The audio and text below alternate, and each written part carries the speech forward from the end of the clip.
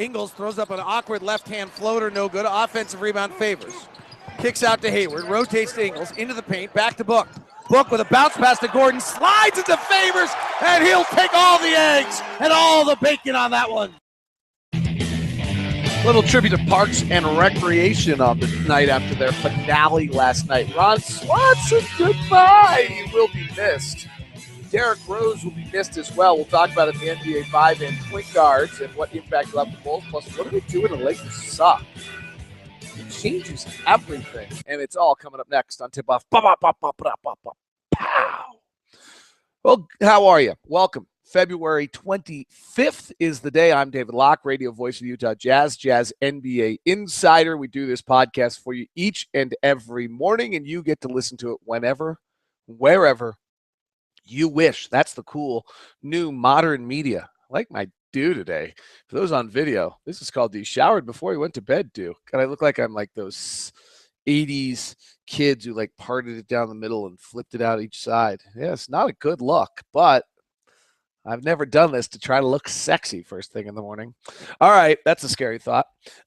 You can follow me on Facebook at David Locke or Lockdown Sports. Not sure what Facebook just did to me last night, but they changed everything.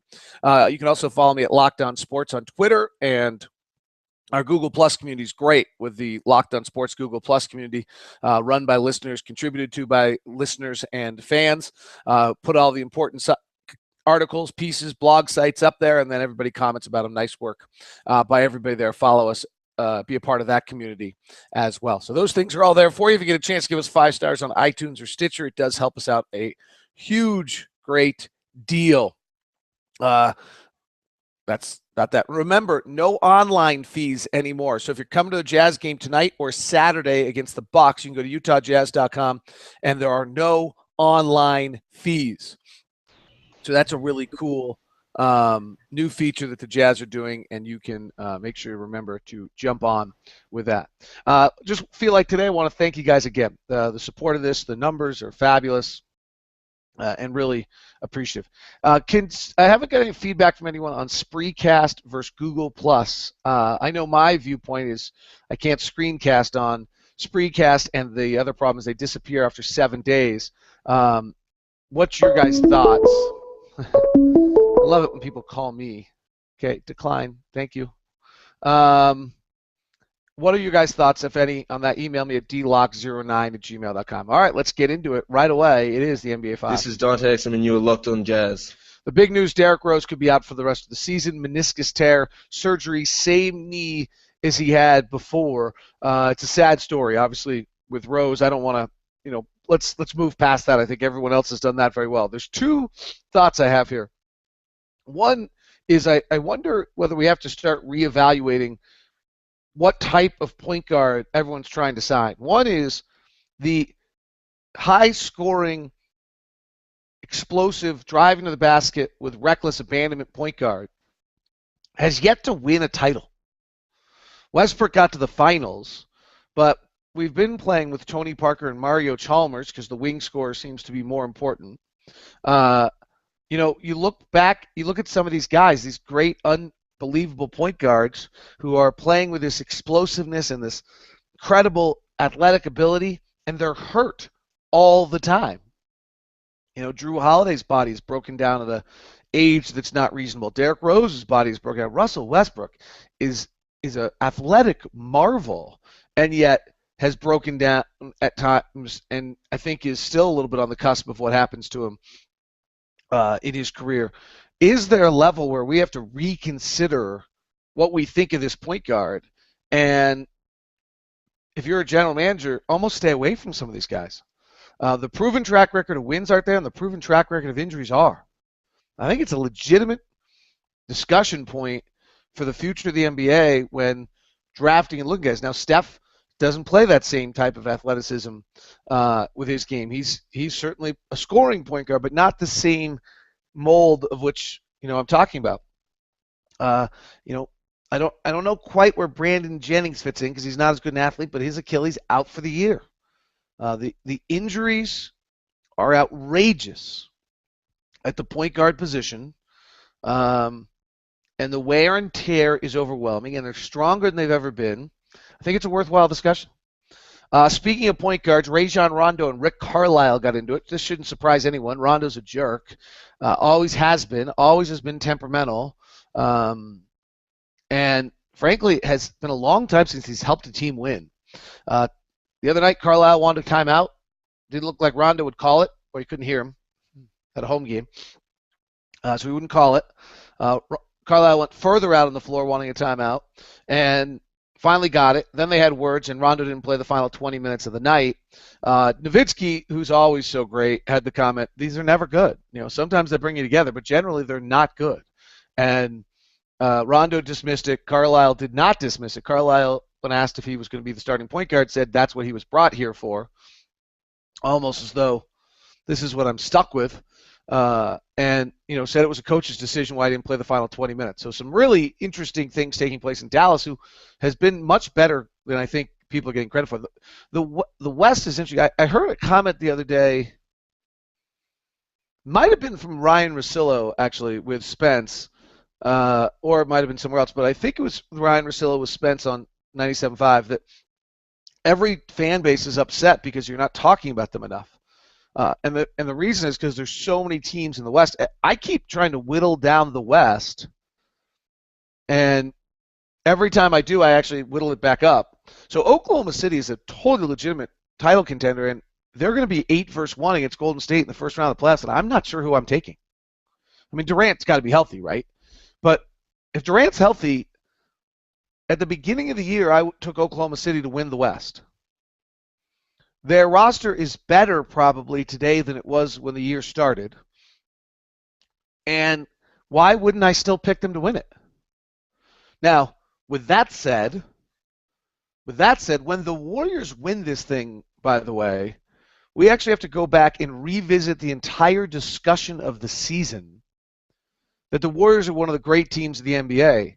They've been coupled into this group of fabulous Western Conference teams, but when you start to dig into them a little bit and you look at their differential and some of the statistical things that they're doing, if their name was San Antonio or their name was Miami of a year ago and they were doing all of the same stuff, we'd be talking about one of the most dominant teams of all time, and the discussion would be far more, can anyone beat them? Not, are they a title contender? Their differential is 10.6. If you go back to the history of the game of differentials 10.6, they win going away. And maybe to put it in perspective, the 76ers are minus 10.6.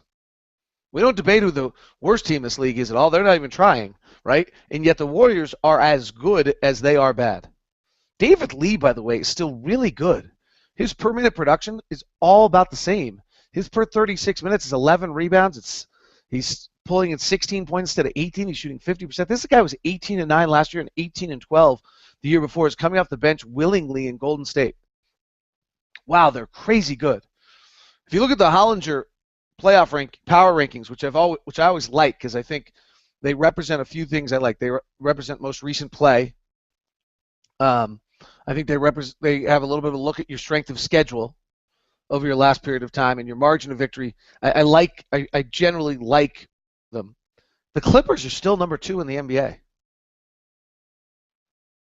Yet we've so many people have just dismissed the Clippers. But they're number 2. Cavaliers are ahead of Atlanta at this point. Probably should be. And I hope the Cavaliers, now with the Rose injury, I really hope the Cavaliers can get to 3 and the Bulls go to 4 so that we can have an Eastern Conference Finals that is Cleveland against Atlanta. Because that's a legitimate makeup. The Atlanta comes in the Spurs matchup. But if you end up with it earlier, what is our Eastern Conference Finals? Cleveland against Toronto, who lost to Dallas last night, to Washington, who's an entire mess of basketball right now, against a Bulls-less Rose-less Chicago team. We'll see. By the way, on the Rose-less Bulls are going to be fine. If you look, we talked about this yesterday on the NBA 5. The Bulls have everyone on their roster as positive. Remember I mentioned that last night? That means they, better than probably any team in the league, can handle the Rose loss. And I would tell you, without being inside on that team, it has felt that there's been a tug of war all year long on whose team it is. That everybody has it as Derek's team, yet he's shooting 40% from the field, 27% from three, and Pau Gasol and Jimmy Butler are ready to take it to be their team. You know, Kirk Heinrich's going to have a lot. He's got to stay healthy is probably the key here. And Aaron Brooks, is pretty small to play huge minutes. But keep an eye. I don't suspect the Bulls are falling off the map at all. That is your NBA 5. Hi, Jazz Nation. This is Derek Favors. Thanks for being the best fans in the NBA. You're welcome, Derek. What a good guy. Let's. What do we do tonight as a Jazz fan? There's nothing that I like more, nothing, than beating the Los Angeles Lakers. I have an unnatural disdain, distaste, disgust for the Lakers. That's pure fandom. Their play-by-play announcers are great guys. Their organization was incredible to me when one of my niece's friends was dying of a brain tumor, and they opened up the doors to have him there. They're great people. I like Ronnie Price, kind of like Booze. Hate the frickin' Lakers. And it just doesn't have anything to it. They've lost 16 of 18. They're a comic strip of a basketball team at this point. Their roster is atrocious. Their direction is aimless. It really all stems back to either the hubris of one of the great players of all time, who, as much as you want to dislike Kobe, really, come on, he respects the game, he plays it hard, he's a jerk because he doesn't play for your team. So he's having a pitiful injury-laden injury to his career. You can't cherish that. Their death of their patriarch in Jerry Buss has led to Jim Buss leading to most of their problems. Can't really revel in that. One of my favorite things was to make fun of all these people in their brand new purple and gold jerseys who didn't know a damn thing about their team and who showed up to games, and then you call them bandwagon LA fans. If you're watching this piece, you're a true fan. What do we possibly do as Laker haters now? We're supposed to win tonight. If we don't win tonight, it's not good. They won the other night, and Byron Scott ripped them for not winning appropriately. They haven't won a game in regulation since January 9th. They've lost 16 of their last 18. Their 2 wins are overtime. It's such a dilemma. We go on a 10-2 run tonight. The Jazz jump up on the Lakers. It's not fair. It's not good for the league, frankly. We really need the Celtics, the Lakers, and the Knicks to be really good.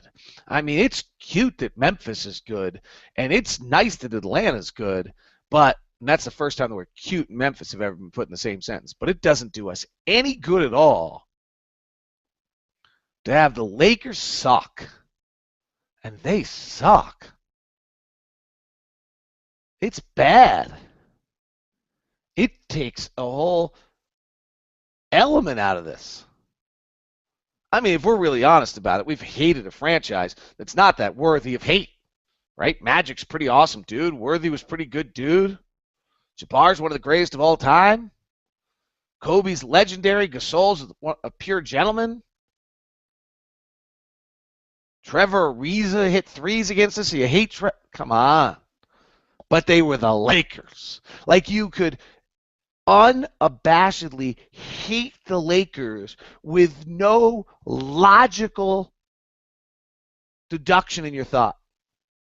Now, Nick Young should be on TV on Saturday mornings animated. He's not real. It's too bad. What do you do about it? It's bad. It's bad. It's a huge dilemma because they're awful. All right, let's quickly hit on some things involving the Jazz. Elijah Millsap's becoming really interesting to me. First of all, he's impacting the game every time he's on the floor. Frankly, most D-League guys, extended D-League guys, get in the NBA, they can't impact a game, and then they go back to the D-League. Well, they were nice. They made a shot. They didn't have any impact. He's dramatically impacting games. The Jazz defensive rating when Elijah Millsap is on the floor is 96.2, and when he's off the floor, it's 105.5. Now, second teams, that's legit. That's bona fide legit. Here's the other part about him. Last 5 games, he has 36 rebounds. Okay, so now he's an elite defender, and he's a very high-level rebounding guard. He also has 10 assists and 10 steals in the last 5 games. All right, so he's not a total ball suck. He's not, his defense is making plays, and his corner 3 is 9 of 20. All right, that's how he stays in this league. Now, he's got some problems. He's 2 of 14 on mid-range, and he's shooting 33% at the rim. He's not a good shooter, and he's not elite athletically. But he's tough as hell. And there's just a little nuts about him. I was talking to someone around the league yesterday who was like, "Oh, we had him in camp," which could be anybody, by the way. And frankly, by the time he's been in so many camps and so many teams, it could have been like the guy's not on the same roster of who he was in camp with. So like it could be anybody. So don't try. And he said, "Oh, he was fabulous until we cut him." And then he was like pissed. He's like, and the weird one is we didn't have any open roster spots. So there was never a day where we thought he was making the team, but he did. So it's kind of awesome. It's interesting. The analysis I give on him all the time is Tony Allen.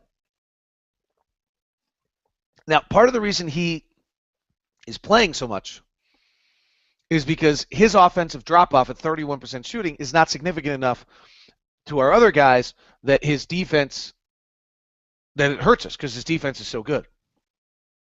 But at some point, you would hope that we end up with an offensive player at that position that's good enough that then it's a real question of whether he plays or not. So, but maybe he's a 20-minute-a-night player in the NBA.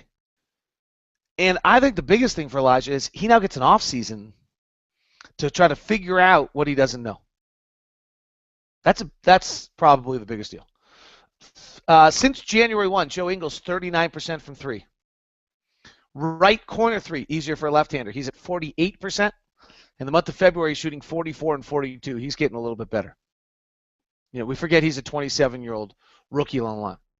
One note, certainly not tweeting this out because I don't want other teams to see it, that has kind of gone quietly, but is a real concern while we are in the midst of our Rudy Love, is he has 13 of his last 32 from the free throw line.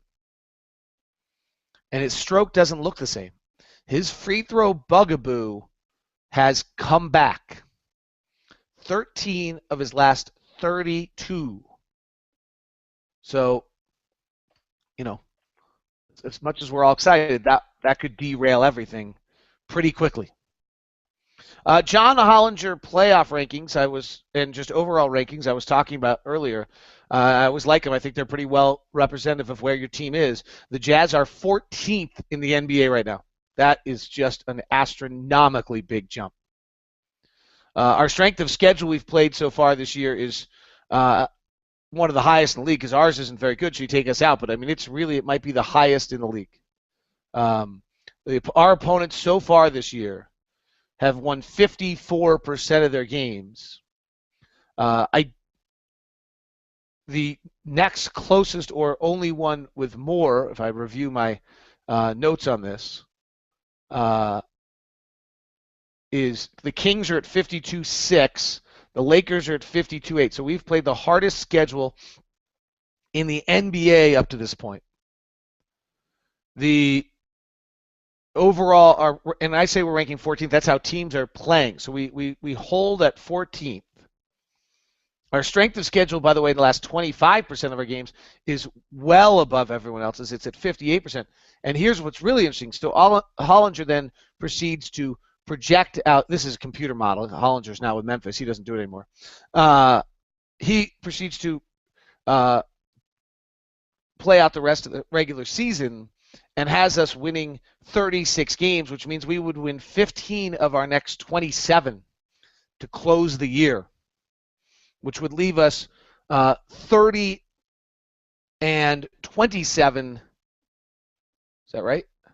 What I said? No, 30 and 27 over our final 57 games. That would be truly a major, major jump for the franchise. Worth noting, by the way, 36 wins will get you in the playoffs in the Eastern Conference, according to John. Indiana and Miami will be 7-8 at 36, while New Orleans and Phoenix will be 42 and 40 out. Our draft position, thus, will not be very good, by the way, if this, in fact, happens. Every Eastern Conference non-playoff team will be ahead of us, and we will slip to 12th with our pick will slip to 12th. For all the wanting of picks last year, are we all right with that this year? So it's a worthwhile question there a little bit but that very well may be what happens, is that we slipped with the way we're playing, that draft position just goes away very, very suddenly. All right, and I think it's a great testament to where we're playing. I'll accept that. That wraps up tip-off today. I hope you're great. I didn't check questions, but I need to go get the kids. I got a hey dude, what's up? All right, hope everybody's good. Thank you very much for tuning in to Tip-Off. Lakers Jazz tonight. I don't know what we do. They don't even make fun of the guys who show up. You show up as a Laker fan today, you're legit. Watching that, first prize should be 1 free ticket. Second prize should be 2 free tickets to see the Lakers.